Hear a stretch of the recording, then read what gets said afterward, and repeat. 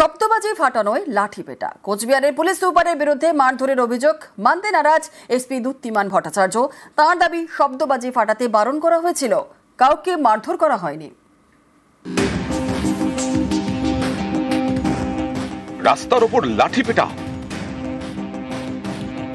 অভিযোগ শব্দবাজি ফাটানোয় সোমবার লাঠিপেটা করেন কোচবিহারের এসপি। উনি ওই চেয়ারে বসে আছে, সেটা সবাইকে সুরক্ষা দেওয়ার জন্য। তো মুখ চেনা, তার জন্য আমি জানতে পারলাম যে উনি হচ্ছেন সুপারিনটেন্ডেন্ট অফ ইন্সপেক্টর, এসপি। একটা অবধি ফাটিয়ে যাচ্ছে কন্টিনিউয়াস, তারপরে গিয়ে তাকে বলা হয় যে আপনারা এই করবেন না। কোনো মারধরের কিছু ঘটনা ঘটেনি। কোচবিহার পুরসভার ৯ নম্বর ওয়ার্ড, এখানেই রয়েছে পুলিশ সুপারের বাংলো। সোমবার কালী পুজোয় বাংলোতেই ছিলেন এসপি দ্যুতিমান ভট্টাচার্য। সেদিন রাতে তাঁর বাংলোর পাশে কয়েকজন শব্দবাজি ফাটাচ্ছিলেন। অভিযোগ, বাংলো থেকে বেরিয়ে তাদের লাঠিপেটা করেন পুলিশ সুপার। তো বাচ্চা মানুষ নর্মালি ফোটাচ্ছিল, ওনার যদি সেখানে অসুবিধা হয়ে থাকে বা ওনার কুকুরের অসুবিধা হয়ে থাকে, সেটা উনি এসে একবার কমসে কম বলতে পারতেন। উনি লাঠি চার্জটা কি করে করেন?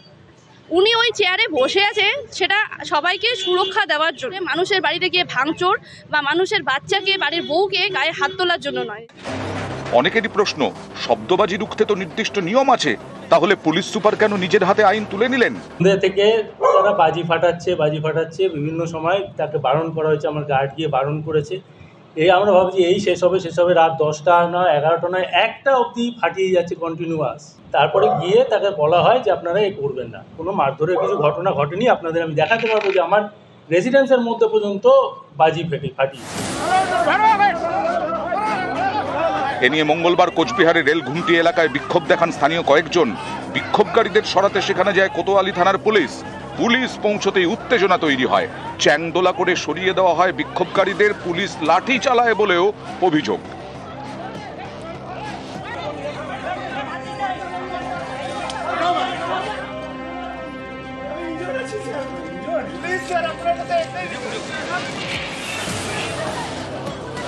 কোচবিহার থেকে রাজেশ দাস, নিউজ 18 বাংলা। কালীপুজো রাতে শব্দ সন্ত্রাসে অতিষ্ঠ সোশ্যাল মিডিয়ায় পোস্ট পরিচালক শতরূপা সান্যালের। সল্টলেকের সিই ব্লকে ব্যাপক বাজের আওয়াজ, বিরক্ত হয়ে সোশ্যাল মিডিয়ায় পোস্ট পরিচালকের। প্রথম কথা হচ্ছে যে তাহলে এগুলো বিক্রি হচ্ছে, কোথাও তো প্রোডাকশন হচ্ছে। আইন করা হয়েছে যে একটা নির্দিষ্ট ডেসিবেলের উপরে যাবে না, সেসবের কোনো তোয়াক্কা নেই। এগুলো কে পরীক্ষা করবে? পরীক্ষা করার জন্য একটা সেল নিশ্চয়ই আছে, সিস্টেম নিশ্চয়ই আছে, সেটা কোনো কাজ করছে না। বেরিয়ে দেখতে পাচ্ছি আকাশটুকুন যেখানে সেখানে একটা ঝিলিক দিয়ে উঠছে, তারপরে দাম দুম করে শব্দ। আমার বাড়ির উল্টো দিকে এক বৃদ্ধা থাকেন, আমার ডান দিকের বাড়ি, বাঁ দিকের বাড়ি, ওপরতলায় যারা থাকেন তারা প্রত্যেকে বৃদ্ধা এবং প্রত্যেকেই অসুস্থ। এই মানুষগুলোর কথা কেউ ভাবলো না? রাত্রি 1টা, 1:30, 2টো, 2:30 কোনো বিরাম নেই। মানুষ তার প্রতিবেশীর প্রতি সদয় হোক, শিশু, বৃদ্ধ, এদের প্রতি একটু করুণা রাখুক মনের ভেতরে। এই যেটা হচ্ছে না, এটা মানুষের কাজ না। সারা রাত এত শব্দ, এত বাজি পড়েছে, সত্যি কথা বলতে ভীষণ প্রবলেম। বৃদ্ধ বাবা মা আছেন, বয়স্ক লোকেরা আছে, নিশ্চয়ই লোকে সবাই আনন্দ করুক, সেটা কোনো অসুবিধে কিছু নেই, কিন্তু একটু যদি প্রতিবেশীর কথা সবাই ভাবে তাহলে ভীষণ ভালো হয় আর কি। শব্দবাজিতে অসুস্থ অভিনেতা, শব্দবাজির আওয়াজে অসুস্থ হয়ে পড়লেন সুরজিৎ বন্দ্যোপাধ্যায়। শ্যামপুকুর থানায় যোগাযোগের চেষ্টা অভিনেতার, সোশ্যাল মিডিয়ায় পোস্ট সুরজিৎ বন্দ্যোপাধ্যায়ের। 100 ডায়াল করে শেষমেশ অভিযোগ অভিনেতার। রাত 12টার পর কিছুটা কমে শব্দবাজির আওয়াজ, চিকিৎসকের পরামর্শে ওষুধ খান অভিনেতা। কালীপুজোয় বাগবাজার স্ট্রিটে শব্দবাজির রমরমা, একই অভিজ্ঞতা প্রতিবেশী সুকুমার রক্ষিতেরও। রাত্রির 12টা, তখন একটা বিভৎস শব্দ হচ্ছে, বিকট শব্দ এই চারপাশ থেকে হচ্ছে। আগে 32 নম্বর ফ্ল্যাটের ছাদের উপর হচ্ছিল, একদম নিকটে ফাটছে বাগবাজারে। আমি শুধু এইটুকুই দিয়েছিলাম যাতে ওটা ওদের কাছে পৌঁছয় যদি, কারণ আমি 100 নম্বরে বারবার ফোন করে যাচ্ছিলাম, কিন্তু ভীষণ এনগেজ। আমার মনে হচ্ছিল সারা শহরের মানুষই বোধহয় তাদের অভিযোগ জানাচ্ছেন, তার জন্যে তাদের আমি পাচ্ছিলাম না। ফলে আমি আজও ভয়ার্ত, আমি আজও পুলিশের কাছে, যেহেতু আমি স্বার্থপর আত্মকেন্দ্রিক মানুষ, আপনারা একটু সক্রিয় হন যদি, তাহলে ভালো হয়। 12টার সময় যখন পুষ্পাঞ্জলি দিচ্ছি, এত জোরে জোরে বাজি ফুটছে যে পুষ্পাঞ্জলির মন্ত্র ঠিক শোনা যাচ্ছে না, তাও মাইকে করে বলছে। যখন আমি আবার বাড়ির দিকে যাচ্ছি তখন 1টা বাজে, তখন দেখি রাস্তা পুরো ধোঁয়ায় ধোঁয়া, মানে চোখ জ্বালা করছে, মানে সব বাজি ফাটছে না, কিছু অনেক বাজি খানিকটা জ্বলে মানে এত ধোঁয়া হচ্ছে যে বাগবাজার স্ট্রিটের ওপর যে মানে হাঁটা দেয় বা চোখ জ্বালা করছে। কিন্তু ওই বাড়িতে থেকে ওদের ছাদ থেকে ফেলেছে সেটা মানে আমি তখন বুঝতে পারিনি, এবং বিভিন্ন বাড়ির ছাদ থেকে ফাটছে। যে বাড়িতে বাজি ফাটানো হয় সেই বাড়ির বাসিন্দাই বা কি বলছেন শুনুন। আপনাদের এখানে কি বাজি ফেটেছে কালকে? হতে পারে, নিশ্চয়ই বাজি ফেটেছি, না হলে তো উনি বলবেন না। কালকে পুলিশ এসেছিল, ওই জন্য তো। পুলিশ এসেছিল? হ্যাঁ। কখন এসেছিল? রাত্রিবেলা পুলিশ 11টার সময় এসেছিল। তারপরে হয়তো নিশ্চয়ই ফেলেছি, নাহলে তো সুরজিৎ করবে না। পুলিশ আসার পর পুরো একদম কমে গেছে। পণ্ডিতিয়া রোডে বাড়িতে আগুন, রাতে বাড়ির দোতলায় আগুন ছড়িয়ে পড়ে 3 তলাতেও। বাড়িতে লাইটের গোডাউন, এমনটাই দাবি স্থানীয়দের। ধোঁয়ায় অসুস্থ হয়ে পড়েন একজন, অচৈতন্য অবস্থায় তাকে উদ্ধার করা হয়। দমকলে 6টি ইঞ্জিনের চেষ্টায় আগুন নিয়ন্ত্রণে আসে। বসতি এলাকায় কেন এই গোডাউন রয়েছে প্রশ্ন স্থানীয় বাসিন্দাদের। খতিয়ে দেখার আশ্বাস রাসবিহারী বিধায়ক দেবাশিস কুমারের। লাইটের গোডাউন ছিল দুদিকে, তো লাইটের গোডাউনের থ্রুতেই আগুনটা লেগেছিল। তো ওটা তোমার এখন তাও দমকল সঙ্গে সঙ্গে দিয়েছে, তো আগুনটা এখন অনেকটাও নিভে গেছে। তার ওপরে একজন ছিল, একটা গার্ড ছিল, উনি মানে বেহোশ হয়ে গেছিলো। তো বেহোশ হওয়ার পর ওনাকে আমাদের লোকাল লোকরা নিয়ে বলে কাঁধে করে নিয়ে এসেছে। আলো তৈরি হওয়ার কারখানা কি ছিল সেটাতে কি হয়েছে, কোথাও টপ ফ্লোরেই লেগেছে। ফায়ার ব্রিগেডে ফরেন্সিক রিপোর্ট এলে বোঝা যাবে কী করে লেগেছে। রেসিডেন্সিয়াল বিল্ডিংয়ে তো কমার্শিয়াল অ্যাক্টিভিটিস হওয়ার কথা নয়। নিশ্চয়ই অভিযোগ যখন এসছে আমরা নিশ্চয়ই দেখব, তা আইন অনুযায়ী যা ব্যবস্থা নেওয়া নিশ্চয়ই আমরা নেব। হাওড়ায় বন্ধ কারখানায় আগুন, বাজি থেকে আগুন বলেই অনুমান। কারখানার পাশেই নার্সিংহোম থাকায় আতঙ্ক ছড়ায়। দমকলে 2টি ইঞ্জিনের চেষ্টায় আগুন নিয়ন্ত্রণে আসে।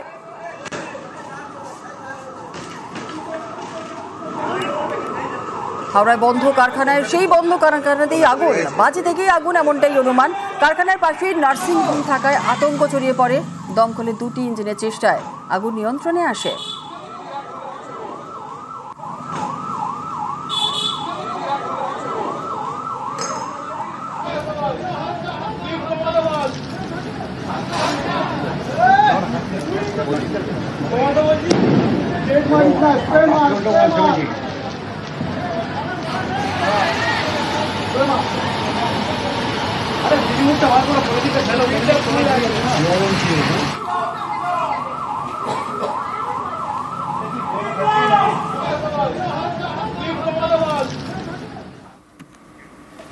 আরজিকর ধর্ষণ খুনে সাজাপ্রাপ্ত সঞ্জয় রায়ের পরিবারের কীর্তি প্রকাশে। রবিবার আলিপুরের সঞ্জয় রায়ের ভাগ্নির রহস্য মৃত্যু, আর এই মৃত্যু ঘিরেই জোর শোরগোল। প্রতিবেশীদের অভিযোগ, সঞ্জয় রায়ের ভাগ্নি সঞ্জনাকে খুন করেছে তারই বাবা এবং সৎ মা। মঙ্গলবার সকালে তাদের বেধড়ক মারধর করা হয়।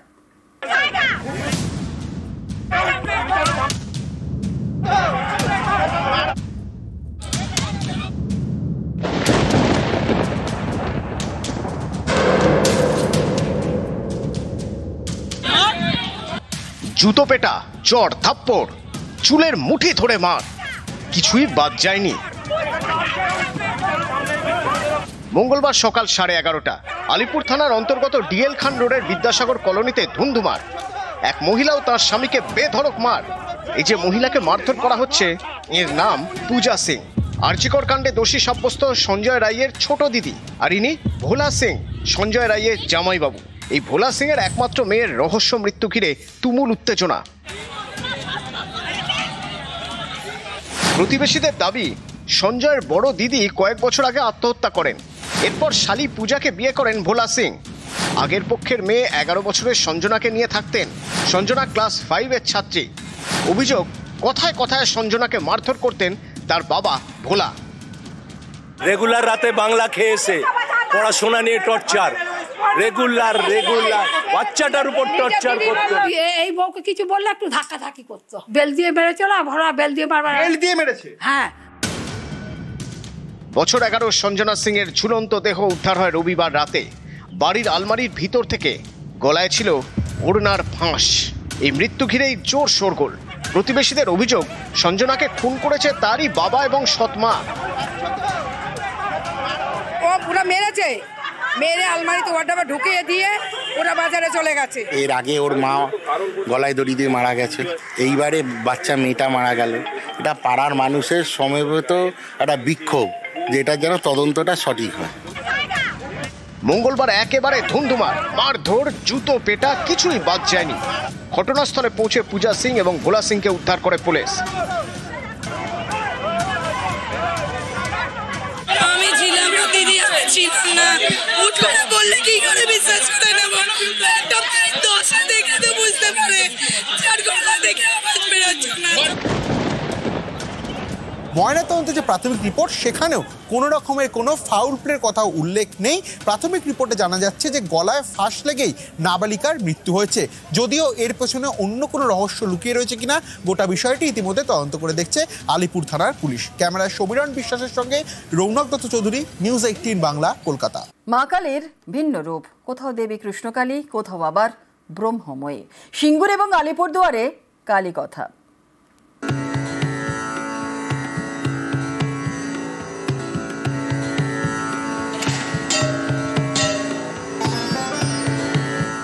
এক হাতে খড়গ, আরেক হাতে বাঁশি। হুগলির সিঙ্গুরে কৃষ্ণকালী, মা এখানে ব্রহ্মময়ী। সিঙ্গুরের সন্ন্যাসী ঘাটায় প্রায় 100 বছরের পুরনো মন্দির। যিনি কালী তিনিই কৃষ্ণ। কথিত আছে এই স্বপ্নাদেশ পেয়েই ব্রহ্মময়ীর প্রতিষ্ঠা করেন চিকিৎসক যতীন্দ্রনাথ মুখোপাধ্যায়।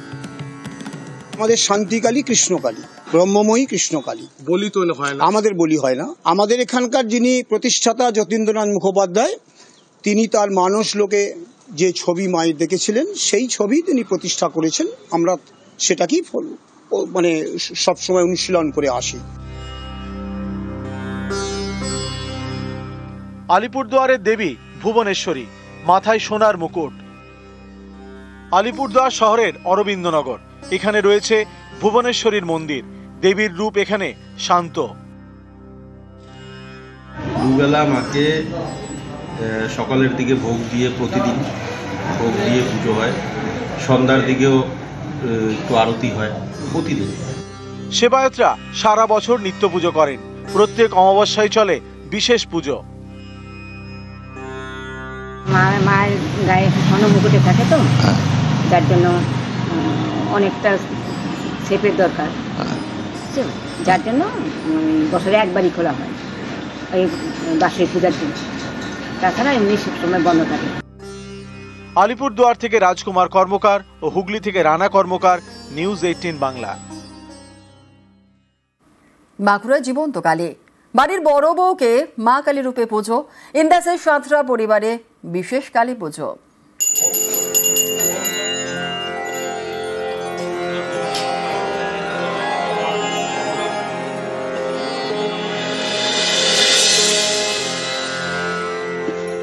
গলায় মালা, কপালে চন্দনের ফোঁটা, ঠাকুর দালানের বেদিতে দাঁড়িয়ে জীবন্ত কালী।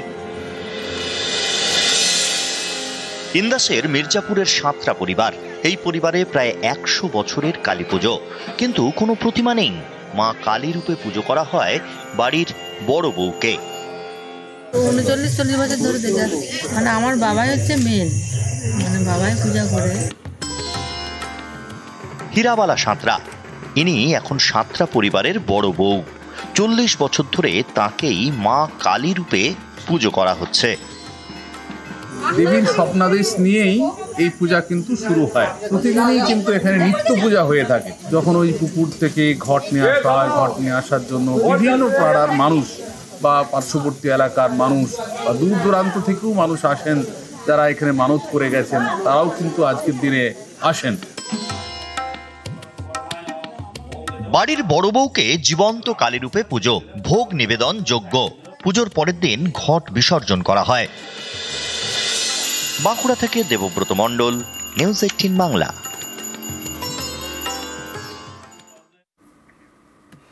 পাটকাঠির আলোয় দেবীর বিসর্জন, ভক্তদের কাঁধে চেপে মায়ের যাত্রা।